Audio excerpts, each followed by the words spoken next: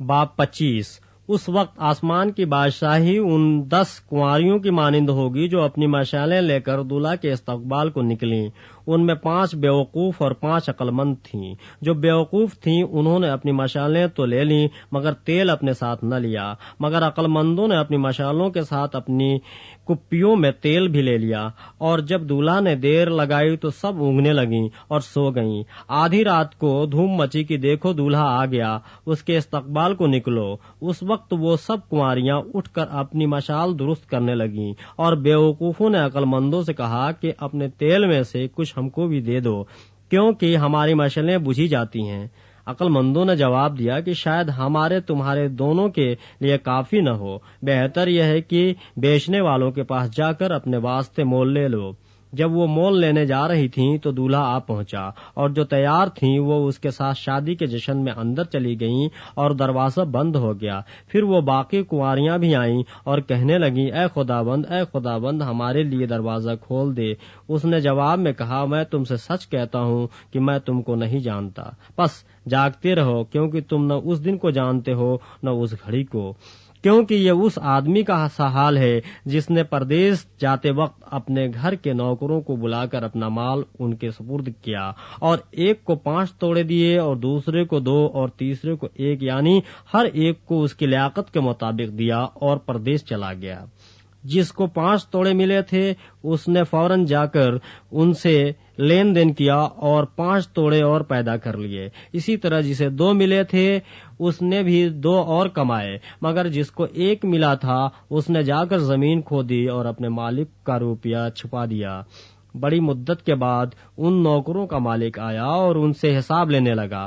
جس کو 5 توڑے ملے تھے وہ 5 توڑے اور لے کر آیا اور کہا، اے خداوند، تو نے 5 توڑے مجھے سپرد کیے تھے، دیکھ میں نے 5 توڑے اور کمائے۔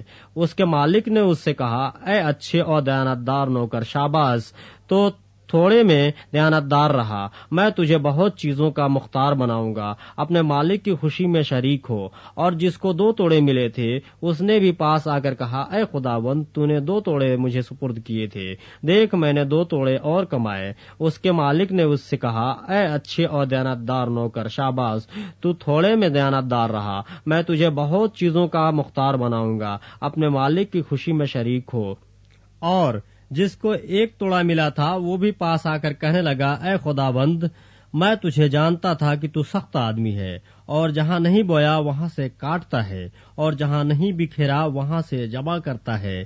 پس میں ڈرا اور جا کر تیرا توڑا زمین میں چھپا دیا، دیکھ جو تیرا ہے وہ موجود ہے۔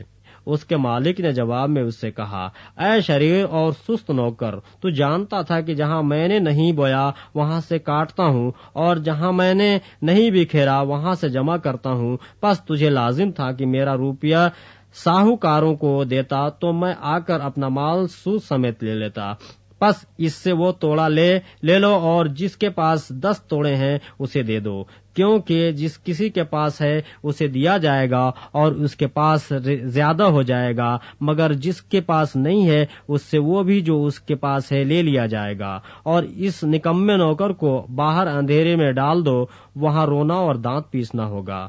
جب ابن آدم اپنے جلال میں آئے گا اور سب فرشتے اس کے ساتھ آئیں گے، تب وہ اپنے جلال کے تخت پر بیٹھے گا، اور سب قومیں اس کے سامنے جمع کی جائیں گی، اور وہ ایک کو دوسرے سے جدا کرے گا، جیسے چرواہا بھیڑوں کو بکریوں سے جدا کرتا ہے، اور بھیڑوں کو اپنے دہنے اور بکریوں کو بائیں کھڑا کرے گا۔